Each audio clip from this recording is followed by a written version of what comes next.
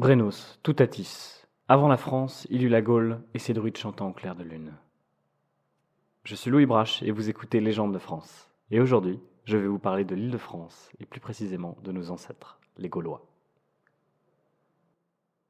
Au nom du peuple et du Sénat romain, par ordre de l'empereur César Augustus Tiberius, la race des médecins, des thaumaturges, devins et autres gens qui se disent les druides de la Gaule est supprimée. L'usage de ce nom de druide est interdit sous peine de mort.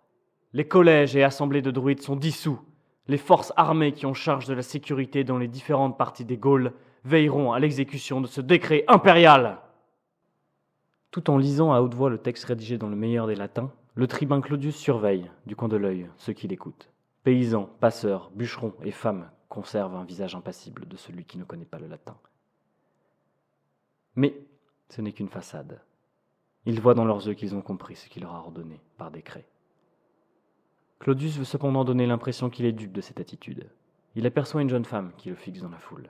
Lui, nettement plus attiré par les Latines et les Sabines, n'est pas indifférent à sa beauté juvénile.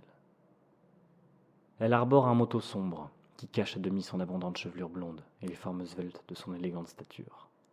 Mais ce n'est pas ce qui interpelle le tribun. Ses yeux. Elle le fixe comme si son esprit calculait une équation divine et qu'elle n'arrivait pas à prendre une décision à son sujet. Lui, qui avait soumis de nombreux rebelles gaulois, se sentait minuscule sous ce regard. Pour ne rien montrer de son trouble à ses hommes, il descend de son perchoir et ne voit plus la jeune femme. Mais il sent intuitivement sa présence. Il se secoue et interpelle un Gaulois et lui ordonne de traduire à ses camarades ce qu'il vient de dire, dans son celtique barbare. Marcus, son second, l'interpelle. Ces hommes et ces femmes possèdent sur eux-mêmes une force de contrôle comme celle que j'ai rencontrée chez les Égyptiens de la vallée du Nil. Notre mission dans la forêt de Medonum ne sera pas facile. Marcus, nous avons déjà perdu l'équivalent de toute une armée depuis 10 ans. Évidemment que cela ne sera pas aisé. Ces barbares nous coupent la gorge à l'ombre de leur chaîne centenaire. La jeune femme fend la foule dans leur direction. Une vieille femme se tient à son bras. Cette dernière lève la tête et plante ses prunelles sombres sur le visage du Romain et prononce, en langue celtique, une phrase sonore et rude. Se demandant légitimement si ce n'est pas une insulte, Claudius observe circonspect la jeune femme qui, dans un accent un peu rauque, lui tient ces mots. Des choses que tu ne sais pas, garde-toi de jamais parler, ni en bien, ni en mal. C'est un proverbe gaulois, étranger, un proverbe que mon aïeul te donne en salut de départ. Puis, soudainement tout empourprée, en comprenant qu'elle a trahi sa connaissance du latin, elle se masque rapidement de son voile et entraîne sa vieille compagne. Claudius lui demande son nom, mais elle ne se départit pas de sa démarche régulière et pressée. Sur le point de tourner dans une rue bondée, elle lui répond par-dessus la foule. Éponine. C'est la nuit maintenant. Ancien éclaireur, Claudius chevauche sur la rive de la Seine et s'arrête à l'orée de la forêt de Medonum. Il dissimule sa monture dans un forêt, là où un informateur payé grassement le lui a dit de le laisser.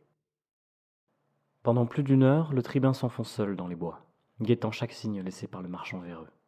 Enfin, il aperçoit la lueur de quelques torches et entend l'éclat de voix masculine. « Eh oh, le mot de passe !»« Ésus et les enfants du chêne. »« Ah, bienvenue, Orgetorix !» 2 silhouettes, puis 4, puis 6 se détachent de la pénombre et se mettent en marche sous le regard scrutateur de Claudius, caché dans les fourrés. La sentinelle qui avait demandé le code rejoint le groupe de Gaulois et les guide sur des sentiers difficiles. Au bout du chemin, une grande clairière s'ouvre sur des structures de pierre que Claudius a appris à reconnaître dans le livre de Jules César. Les commentaires de la guerre des Gaules. Ce sont des dolmens. Grisé par sa découverte, Claudius espionne la cérémonie qui se joue devant ses yeux. Devant une assemblée d'une centaine d'hommes et de femmes se tient la jeune femme gauloise qu'il avait vue ce matin. Entièrement vêtue de blanc, ses longs cheveux blonds, tressés de feuilles épars sur ses épaules, les bras nus, de la main droite elle lève une serpe d'or, et de la gauche elle montre une lourde touffe de gui, qui ne pousse que sur les plus hautes branches des chênes rouvres. Elle psalmodie les noms des antiques divinités de la Gaule, répétés en litanie par la foule. Ésus, Taran, Teutates, Camule, Benellus, Ogam. Ésus, Taran, Teutates, Camule, Benellus, Ogam. À chaque fois, les torches s'agitent, faisant onduler les flammes tandis que des mains fébriles jettent des branches de résineux dans les braséros. La druidesse va et vient sur la table de pierre qui lui fait un étrange piédestal. Des hommes, des femmes et des enfants se prennent par la main autour des dolmens et commence une lente procession en forme de serpent dont les anneaux enlacent les pierres et les feuilles. Machinalement, pour mieux voir, Claudius s'est approché. Et brusquement, un cri, puis deux, puis c'est bientôt toute la foule qui reprend l'alerte. Avant d'avoir la possibilité de fuir, Claudius est saisi par 10 mains puissantes et emmené sur l'autel. Sous le regard froid d'Éponine, il entend la foule rugir et appeler à son sacrifice, digne des anciens rites. Pendant quelques secondes, la druidesse hésite. Puis, d'une voix forte, elle ordonne « Arrière, enfants du chêne, les dieux parlent par ma bouche, et je vous ordonne d'attendre ma décision !» Mais la foule appelle du sang. Les poings se font plus durs sur les vêtements de Claudius. Alors, dans un élan surnaturel, la chevelure déployée, elle se dresse devant la foule, étrange statue vivante sur laquelle la lueur des brasiers se reflète. Et sa voix trouve un accent divin. « J'ai dit arrière !» Alors, Éponine s'avance et prononce 3 mots à mi-voix. Les hommes relâchent un temps Claudius, puis l'attachent à un des piliers de support de l'autel. Là, il entend la prédication, en langue celtique de la jeune femme. Heureusement pour la Gaule et ses druides, Claudius n'en parlait pas un mot. Sinon, l'avenir des Celtes en aurait été changé à jamais. Éponine tint ses propos à la foule. « Mes amis, je pars. Je suis la dernière prêtresse de Teutatès dans les forêts des rives de la Seine. Tibère et Auguste avant lui ont bien œuvré. Nous ne sommes plus qu'une poignée dans toute la Gaule.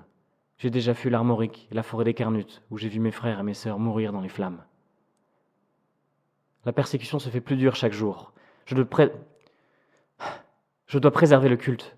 Nous devons préserver le culte. Plutôt que d'endurer les tortures des bourreaux de Rome, les grands druides ont choisi l'exil, afin de sauver nos dieux et nos rites. Nous prenons la route vers l'île d'Hibernie, terre d'asile pour tous les proscrits, jusqu'au jour futur qui verront la renaissance et la victoire du druidisme. Ce n'est pas un reniement, sachez-le, juste un repli. Nous survivrons à Rome, cela, je vous le promets. Un long sanglot salue cette dernière phrase. Éponine relève les courages, harangue et sourit à tous ceux qui pleurent. Elle est venue cueillir une dernière fois le gui afin de l'emporter dans son exil. Elle reçoit l'accolade et le baiser de paix, avant de se tourner vers le Romain, qui la regarde avec de la passion dans le regard. Un choc et une douleur brutale à la nuque le saisit. Il s'affaisse et s'évanouit. Le soleil est haut dans le ciel lorsque le tribun revient à lui. Il se trouve sur la rive droite du fleuve, couché sur le sable, à côté de son cheval et la nuque douloureuse. Sur sa poitrine, il sent une plaquette en os, où il peut lire dans un latin malhabile « Romain, dans la suite de ta vie que notre pitié a consenti d'épargner, souviens-toi du proverbe gaulois qui te fut traduit par Éponine, la dernière druidesse. Des choses que tu ne connais pas, garde-toi de ne jamais parler, ni en bien, ni en mal. » Merci à tous d'avoir écouté ce podcast. Légendes de France vise à mettre en lumière les contes régionaux qui semblent se perdre de plus en plus au fil des générations. N'hésitez pas à vous abonner pour plus de contenu de ce genre et à noter le podcast sur Spotify et Apple Podcasts notamment. Ça nous aide beaucoup pour le référencement. Allez, à plus tard!